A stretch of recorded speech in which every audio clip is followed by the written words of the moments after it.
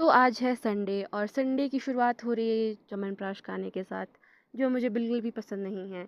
But नानी जी के लिए मुझे खाना पड़ता है और बोलना भी पड़ता है कि बहुत अच्छा है। सभी अपने संडे को बड़े आराम से इंजॉय करते हैं, बट गाइस मेरे पास बहुत सारा काम होता है। मैं अपना सभी काम संडे के दिन ही करती हूँ। और ये च्यवनप्राश मुझे खाना तो नहीं था, इसको मैंने खाते खाते 1 घंटा लगा दिया।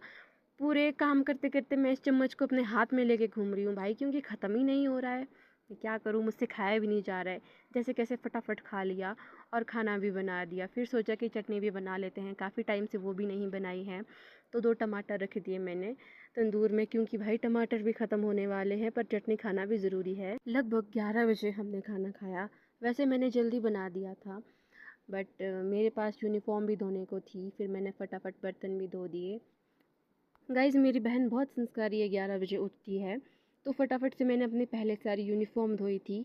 तो ये मैंने कुछ एक यूनिफ़ॉर्म धोई थी और उसके बाद मैंने कपड़े भी धोए थे। उसके बाद मैं चली गई थी सोने के लिए और लगभग 2 ढाई बजे उठी। फिर मुझे लगा कि पानी पी लेती हूँ, क्योंकि अब खेत को जाना था और ये पानी भी मुझसे नहीं पिया जा रहा था। ऐसे तो मुझे हमेशा डिहाइड्रेशन होता रहता है, बट आज मुझे पानी पीने की बिल्कुल भी नहीं हो रही थी। और हमारे खेतों में लगी है ब्रोकली, तो श्वेता को उसके हिस्से का खेत दे दिया था, जो उसने ख़त्म कर दिया था।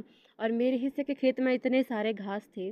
सबसे पहले तो मैंने इस घास को काटा, उसके बाद मैंने यहाँ पे अपना काम शुरू किया और यहाँ पे हमने मक्की बीजनी है। तो इसे खोदना भी था, तो ये मेरे लिए बहुत डिफ़िकल्ट हो चुका था। ये पहला एक ऐसा खेत है जिसका उद्घाटन मैं खुद करने वाली हूँ। अपने इस गब्बू को भी अपने साथ ही ले आई मैं। तो ये ना बार बार मेरे पास आ रही थी, मेरी गोदी में बैठ रही थी और ये मेरे पीछे पीछे ही आ रही थी।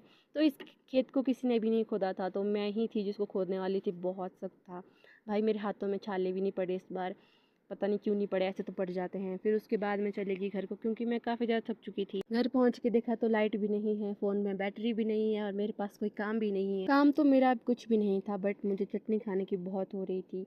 तो कटोरी लेके मैं चल पड़ती हूँ पुदीना उठाने के लिए। तो पुदीना यहाँ पे काफ़ी है, पुदीने की तो वैसे कोई कमी होती नहीं कभी मुझे। तो पहले लगा था कि पुदीने और प्याज की चटनी बनाऊंगी, बट फिर मेरा प्लान चेंज हो गया। ये है एक प्रकार की सब्ज़ी, तो इसकी चटनी भी बन जाती है, तो मुझे लगा कि इसी की बना लेती हूँ। कहीं पुदीने की और प्याज की चटनी जहर बन गई तो फिर कोई नहीं खाएगा।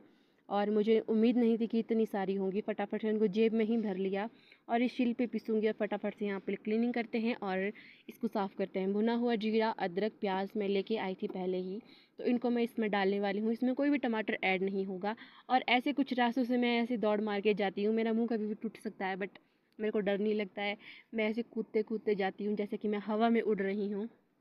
सब कुछ उठाने के बाद मैं जा रही थी चटनी बनाने के लिए और मुझे बहुत बुरा फ़ील हो रहा है कि आज लाइट भी नहीं है और इतनी सारी चटनी पीस रही हूँ मैं। मुझे उम्मीद नहीं थी कि मुझे इतना टाइम